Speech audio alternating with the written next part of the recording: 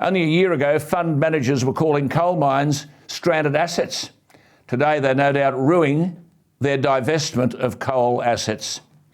Which brings us to the reference by Peter Dutton on superannuation. The first question should be asked is, why didn't we hear about any of this, fiddling with your super, before the last election? Yes, it's true that the incentives through the tax system given to superannuation are worth more than $200 billion a year, according to Treasury estimates, which is about 8% of the entire economy. And of course, Labor are now looking for money. And as Peter Dutton said, with the budget in chronic deficit, with an excess of spending, overtaxing of up to $50 billion, the Labor government is after money.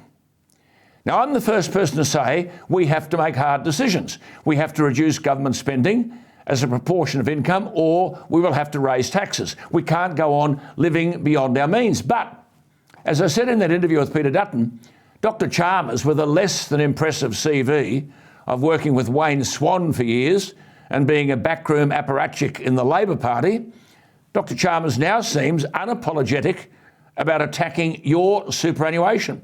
More than $3 trillion.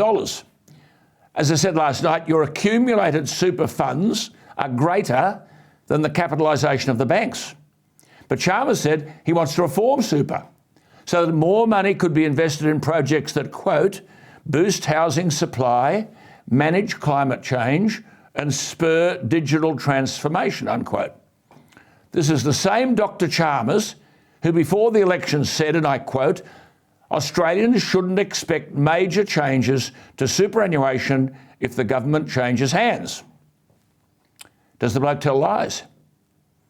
Anthony Albanese said before the election, and I quote, we have not planned for any changes on superannuation. Any.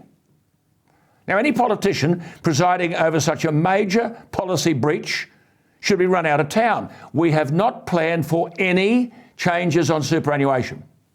But what they're proposing has come under attack from the former governor of the Reserve Bank and a superannuation fund director, Bernie Fraser, making the simple point that these changes will cut the returns that will come to you from your super.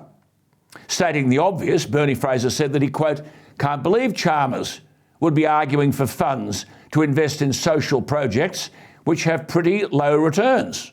Says Bernie Fraser, that would cut right across the thrust of investment by super funds to put the interest of members very much to the fore, unquote. But there's Chalmers this week saying that reforming superannuation means your money could be invested in projects, or by the way, invested. Will the government be directing superannuation funds where to invest the money? In projects that, quote, boost housing supply, manage climate change and spur digital transformation. You heard me make the point to Peter Dutton that if superannuation funds today believed these projects were sensible investments, they would be investing in them now. This is unadulterated socialism. Government knowing best what should be done with our money, and a treasurer on economic training wheels wanting our super for solar panels, windmills and social housing. Like the energy policy, I'm telling you now, this is political suicide. A breach of a commitment given before the election and a threat to limit the returns on your superannuation money. So, you want to judge the Albanese government? Well, you can do that on The Voice, on energy policy, on its response to the Indigenous problems in Alice Springs, on industrial relations and these multi-employer agreements where every person doing a particular job, wherever the job is geographically, has to be paid the same. You can judge the government on all of those things. But the most damaging judgment can be expressed now in one sentence.